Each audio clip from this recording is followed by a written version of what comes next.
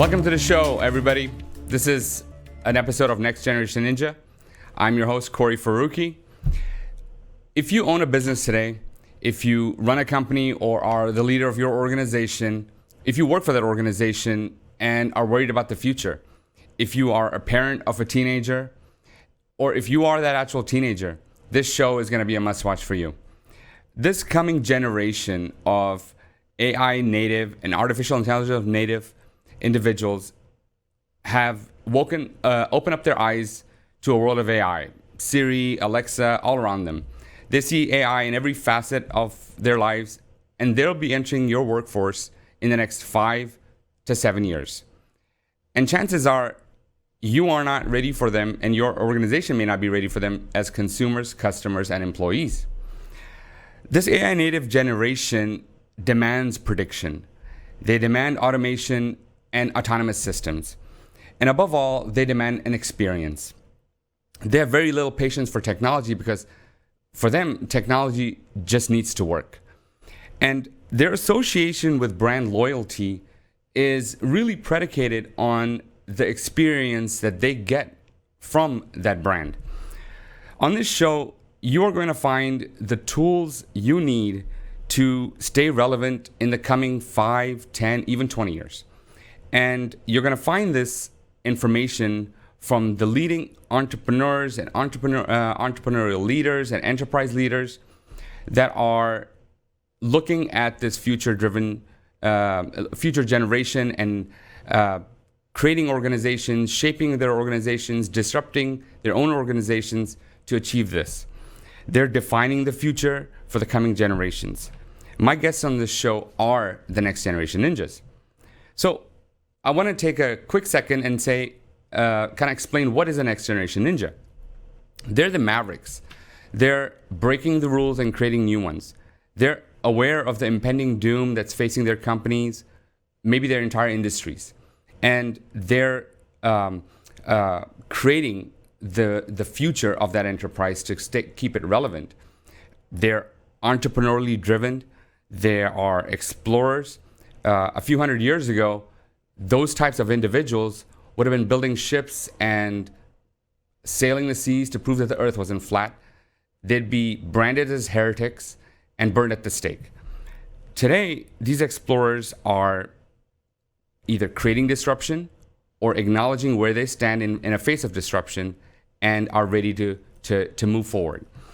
Our discussions on this show will help you untangle this confusion about emerging technologies, the survival of the future, the survival of your future to cater to this generation, and really stay ahead of the curve. And for you kids out there that are watching, this show will identify those organizations that are ready and are catering to your needs as you get there. So again, my name is Kory Farooquie. I'm the CEO of Invetera, an AI transformation company. And I've been in this industry. I've been focused on the what's next for 20 years of my career. And I'm excited to bring to you my guests that I consider next generation ninjas to join me for an amazing discussion.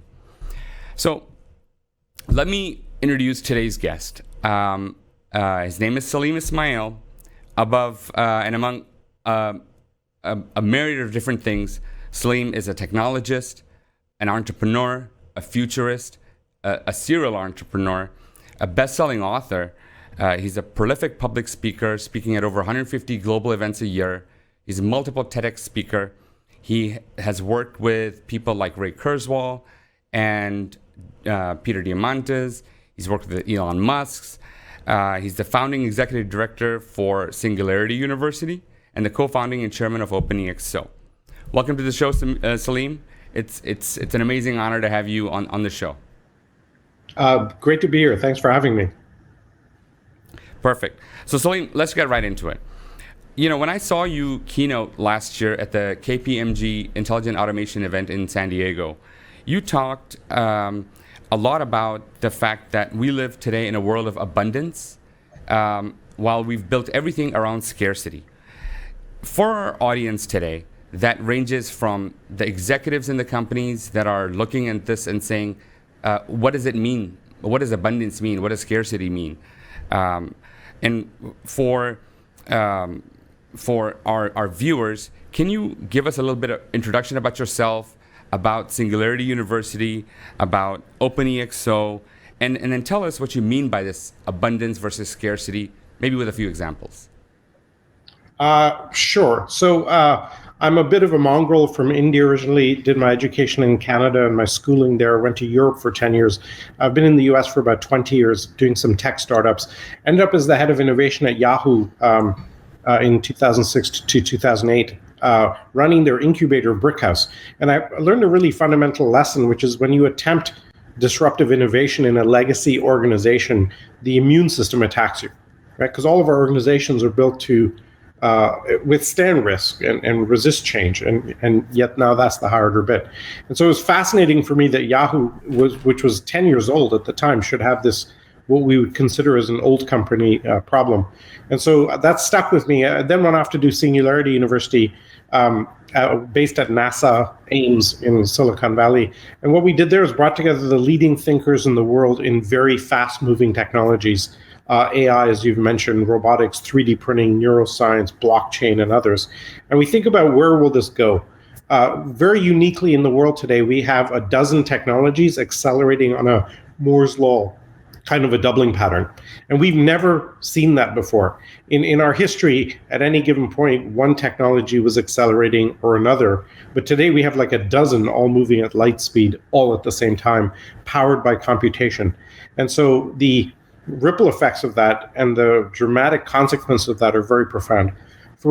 As you pointed out earlier, this has immediate consequences for business models. Almost every business in the world is designed to sell scarcity, right? For thousands of years. You say that, yeah. I mean, I love how you say that, because scarcity sounds like such a negative word. It looks like, hey, I'm not building my business on scarcity, but explain that a little bit more. How every business is built on scarcity, where we face abundance today.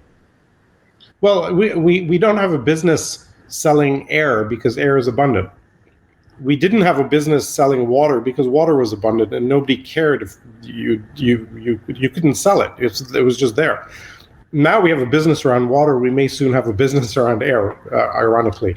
And so the concept of scarcity is that in a tribal world where you're fighting for food and there's a food chain and everything is driven by scarcity, evolution is driven by scarcity. That's the paradigm that life lives off, is the scarcity model. And every business in the world is selling scarcity or artificial scarcity, like the diamond industry or luxury goods, Birkin bags, for example. You create very few, and then a lot of people want that scarcity. And if you think about most businesses, you get an asset or a workforce, you put a legal boundary around that, and you sell access to scarcity, a hotel on a beach, a great restaurant, a great design team, whatever. But what's happening with technology is technology has a characteristic of making things abundant. The internet made information abundant, for example. And now we're finding new business models around abundance. Airbnb allows you to tap into an abundance of extra bedrooms lying around. Uber with cars. Google allows you to find an abundance of websites that you couldn't find before, and so on. And so we're finding now, for the last 10, 15 years, for the first time ever, business models around abundance, which we've never seen before. Because it's a great concept when you actually talk about these examples, because the reality would be, I want to ensure scarcity in order for there to create a demand for my services or my offerings. Yeah, that's right. And if you don't have scarcity, where's the business? Right. And so, but as technology turns more and more domains into abundance, education, for example, it should be abundant, by online, free, etc. Actually, Kevin Kelly identified this. So Chris Anderson, who wrote the book The Long Tail, wrote this book called Free, arguing that most business models will go to free. And then you have a freemium model, a subscription model, an advertising model to do this. Kevin Kelly wrote a blog post that your folks should go see. It's called Better Than Free. Kevin is the founder of Wired Magazine. And he highlights if the basic information is free, there's about 8 ways of adding value to it. Immediacy, personalization, findability, accessibility, et cetera, et cetera. And we're signing now for the first time ever a new breed of businesses that are building business models around abundance rather than scarcity. That's great. So let's kind of bring this back to the next generation and how it impacts them. As I talk about this coming generation, I'm not talking about the millennials. I'd like for them to be our viewers, but I'm talking about the generation after them, the Gen Z, my kids that range in ages from 7 to 16. They've opened up their eyes in a world of Siri and Alexa and AI and digital assistants and a reliance on a machine and demanding experience and all of that. To them, abundance is key. They need that. They demand it, and that's part of the experience. Can you give us an example of an organization or a company that has understood this concept of the difference between abundance and scarcity in the context of servicing a future-driven generation? And not the Uber, Airbnb is great examples, but an organization that is a legacy organization that says, we got to change this way of doing business. Let's flip this. Let's focus on the future coming generation.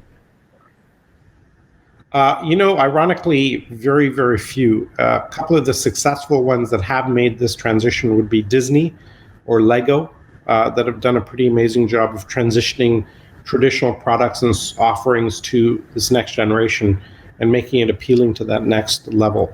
But they've done it kind of as a hack and as a byproduct and as a desperate means rather than an engineered way of doing it. In a legacy environment, typically what happens is the immune system attacks you and stops you from doing anything radically different. And so it almost always comes that the incumbents are never the ones that make it through the disruptive period. So I love it blows my mind that the 2012 Tesla Model S, 8 years later, is still the most advanced car in the world. Isn't that crazy? So I'm gonna bring this back to this concept of the immune system. It is something that it is almost replicatable in virtually any business, in any industry, in every facet of life when you introduce something new and that's sort of threatening. So I'm going to bring you back to that. Let's talk about so that's the fear. That's what's going to come when you do something new, when you bring disruption. But you can't not do that because the immune system is going to attack you. So let's first talk about the urgency to adopt. The urgency for organizational leaders, especially those that are running legacy, multi-billion-dollar, Fortune 100, 500 type organizations. What is their urgency that they need to start focusing on a future-driven generation? The evolution of these technologies around us in terms of impacting them. I love this concept of looking at a broadened definition of Moore's law and Rock's law and how they kind of work together. And I started thinking when I heard you talk about this, about the tipping point for any disruptive technology to become part of our everyday lives is really as the intersection point where Moore's law and Rock's law meet for that particular technology. So I'll let you explain those concepts and the correlation by giving us some examples, and then I want to also, because you have such amazing and valuable information, I want you to give us some examples of those emerging technologies impacting our daily lives where they just seeped in and we couldn't imagine them 5 years ago seeping so quickly, but that just makes the next 5 years so exponential. Things like how are my kids going to function? Will they have electricity? Will they pay an electric bill or get a driver's license and things like that? Yeah, so what happens is, let me go to the business side of it first, and then I'll bring it back to this other side. When we found that when you digitize a domain and make it information enabled end to end, like we digitize the news business and the music business, we tend to see revenues going up like this, and boom, they hit a sudden cliff, and they don't. It's not a gradual slowdown. And so we saw a 6x drop in revenues in the in the newspaper industry, a 10x drop in revenues in the music industry. And we totally changed the paradigm. So in the music business, there were 8 major music studios globally, basically selling scarcity. In fact, selling the physical media, right? And we call it the media industry because that's what they're selling.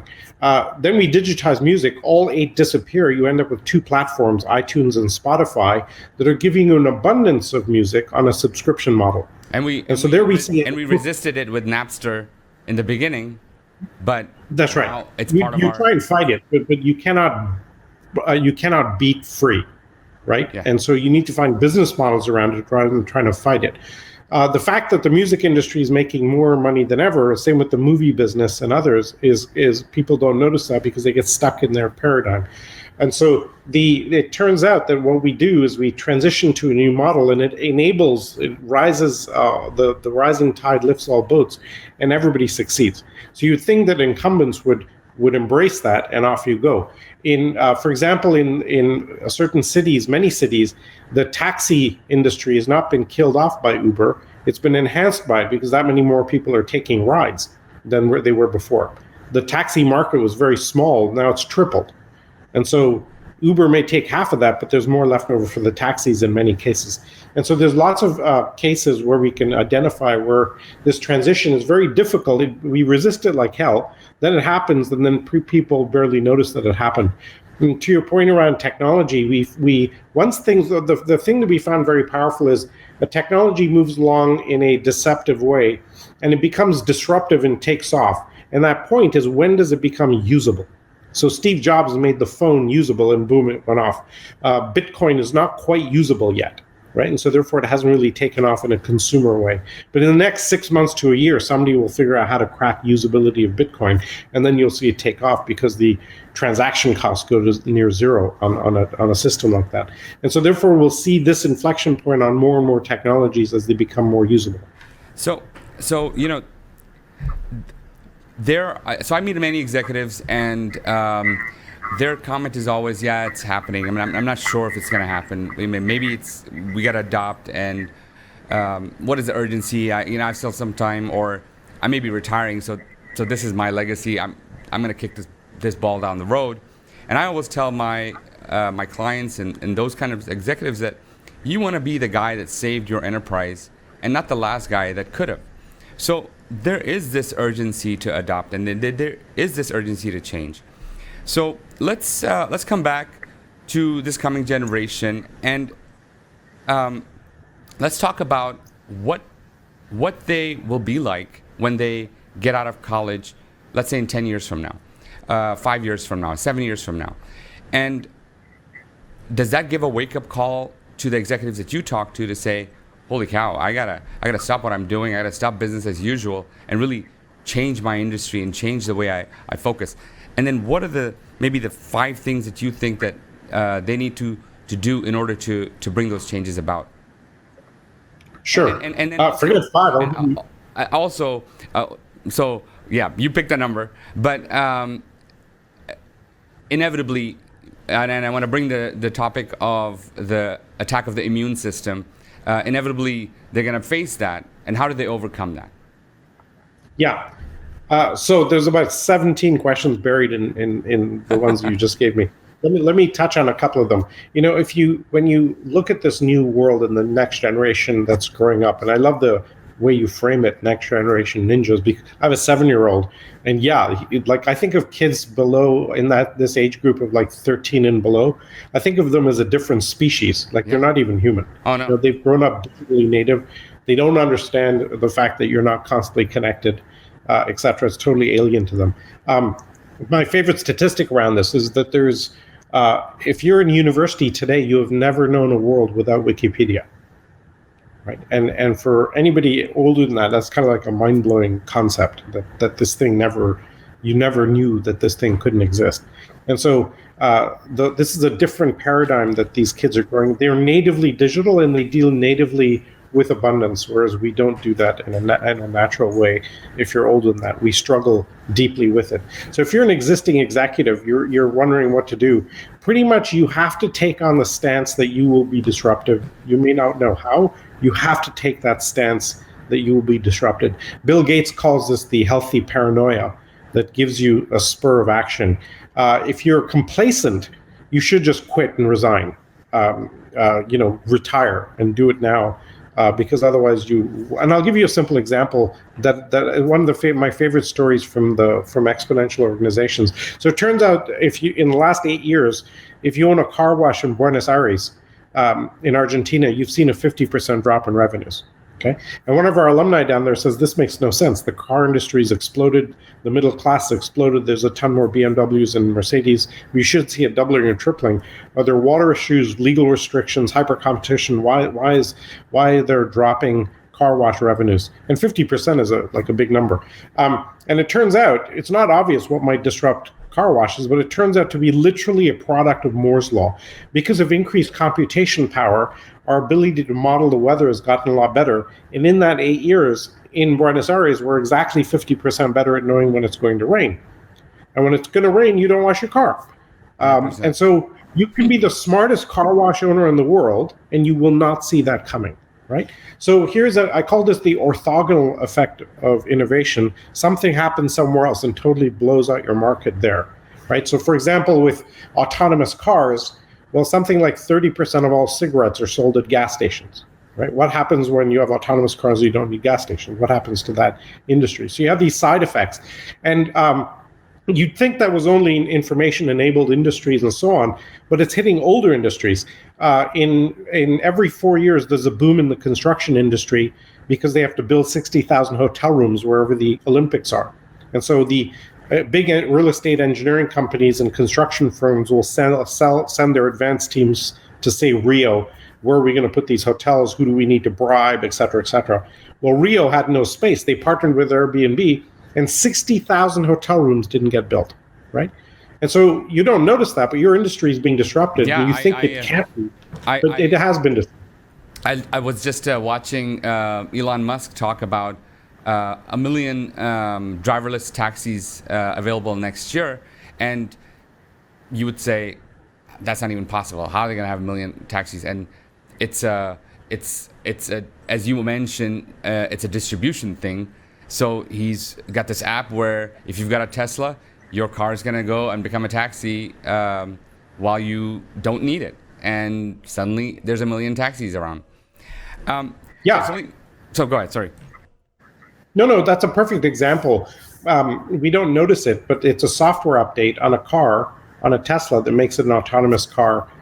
They already know the technology, they just haven't released it because it's freak everybody out. But the minute they're able to do that, you suddenly transform the business. And all of a sudden, if you're in the transportation industry of any kind, you will get disrupted by that directly or indirectly. So, there is, and I want to encourage all my viewers to go to YouTube at the very least, type in Salim Ismail, and listen to the content. There is so much valuable content out there. Your keynotes, your TED Talks, it's amazing. So we've got a few minutes left of the show. I'd love to keep going, but in this last segment, what I'd like to do is kind of bring everything together. Before I do that, I understand you literally launched a new book, as in right before this show. So can you give us a couple quick highlights of this book? And I'd like to tell my viewers that Salim has graciously offered to personally sign a book. So we're going to give one of the subscribers a signed copy of this new book. And so, Salim, please talk about your new book. Sure. So conveniently have a copy right here. It's called Exponential Transformation. And it's kind of a workbook, very detailed on how do you transform a company. So we created a 10-week process 3 years ago that we piloted with Procter and Gamble, and the objective was, can we move your leadership, culture, and management thinking 3 years ahead in 10 weeks? And it worked really well. And I thought maybe we got lucky. Maybe P&G was really advanced, which they are, etc. So we did it a second time with a family-owned Mexican insurance company, regulated, and it worked even better. And then we realized, okay, we have something. We've now done it 20 times, and we realized that we've got something pretty amazing on our hands. P&G's received like hundreds of millions of dollars of benefit from running this process. The insurance company in Mexico doubled their revenues and tripled their profits in 3 years. And the problem is every one of the global 5,000 needs to have this process. We'll never get to them. Might as well open source it and eat our own dog food. So we basically documented the methodology in incredible detail. Here's what you do in the 10 weeks. Here's the homework. Here's how you form your teams.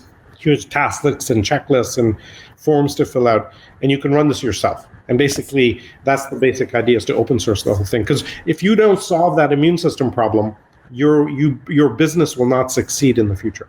So that's awesome. That takes care of a question, because I was going to say, give us some teasers or some pointers that you think our viewers and the organizational leaders that are struggling on how to survive and how to thrive, what they need to do. But let's just say it's step one: buy the book and read it and follow the rest of the steps from the book. So let's kind of get a little fun, kind of future driven and future thinking topic. And what I'd love to get your views as a futurist. What you think the world looks like 5 years from now? It's around the corner. 10 years from now, and maybe a little bit more, 15 years from now. And what do you think it takes to be someone like you, someone like the guests on this show, that are saying, you know what, I need to do this? What does it take to be a next generation ninja? So I think the world is totally being transformed by technology in front of our eyes, right? We have billions of smartphones. We'll soon have global connectivity. Here's the way I like to put it. We had 1 billion people online in 2010. We're up to about 4.5 billion people right now. In the next 5 years, we're going to have another 3.5 billion people come online. It's the biggest marketplace in the history of mankind is being created right now in this next 4 or 5 years in front of our eyes. Not just that, but with global connectivity, we have ubiquitous broadband globally with satellite networks and Google Loon and whatever. And so now, and then the cheapest Android tablet is now down to about $7 to manufacture, right? With Bluetooth camera, Wi-Fi, and it's a phone. So now you have the entire world online with a supercomputer in their hands and access to global broadband. Well, this becomes the most exciting time to be alive ever. And the simple question is, what products and services can you offer to that marketplace? And what can you offer to leave behind? If you're not taking advantage of that, what are you doing in business? And so there's some incredible opportunities, I think, that are coming. You have to totally change your mindset about how to think about that. But the abundance that will hit us in the next 5 to 10 years is profound. Maybe the most profound is solar energy, because we'll transition our energy needs from a fossil-based environment to a solar-based environment and reduce the dependency very dramatically. Just that transitions the world totally. The poorest countries in the world are the sunniest countries in the world. Can you give me, so we got very little time, but I really want to hear you talk about the demise of fossil fuel energy and its replacement with solar, and what's required for us to get there. How quickly are we going to get there? Solar energy has been doubling every 22 months in its capability, and it's been doing that for 40 years. So we've been doubling roughly every 2 years. We are 6 doublings away from being able to deliver 100% of world energy supply with solar. That's 12 years. So not that we will deliver 100%, but we can. Now, the last oil price crash was caused by a 2% oversupply in the market. It's a very tightly run market.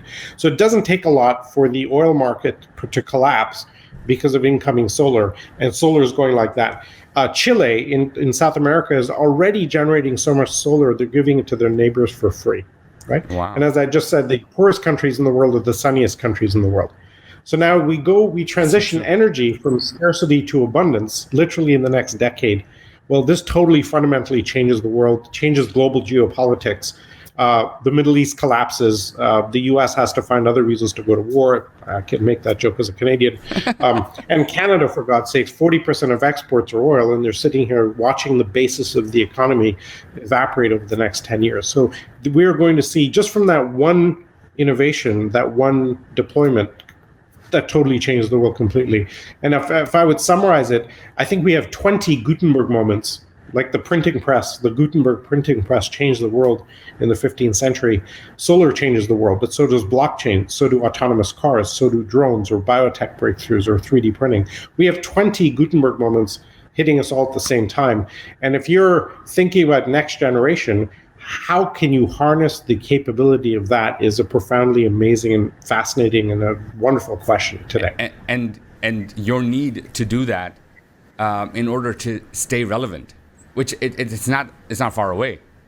5 years. No, it's 10 like years. now. Yeah, That's awesome. it's actually right now. Yeah, Salim, thank you so much. I would love to have you back on the show, and I truly appreciate you being on the show, your insights. I can't wait to read the book, and really kind of help our viewers understand what is required to move forward, stay relevant, and do that, and maybe do that with their eye on their own kids, to say there's no way my organization today is going to be able to cater to them, because they're talking to Alexa and they're talking to Siri with this ease that I can't. And so I need to shift my organization by looking at my own kids. 100%, 100% agree. Thanks for having me. No, it's great. So, any last words you want to give? A word of advice? Let me give a very quick story. I was driving a Tesla across the country, and I'd hooked the Tesla up to my Alexa, and my 7-year-old, 1,000 miles away, said to the Alexa, "Honk the horn," and I was 1,000 miles away, and my car honked, and I couldn't figure out why. And I called my wife saying, "I think something's wrong with the car. It keeps honking." And she's like, "Kid, get away from the Alexa." So right there, you see the collapse of time and space in a profound way that the older generation just can't conceive of, and is natural to the younger generation. It is the work of science fiction, and it's reality today, definitely. Absolutely. So sounds great. So thank you so much. This has been a great episode. It's been great talking to Salim, getting his insights. Again, if you want to learn more, just go to YouTube. Just type in his name. There's going to be a plethora of information that you can get.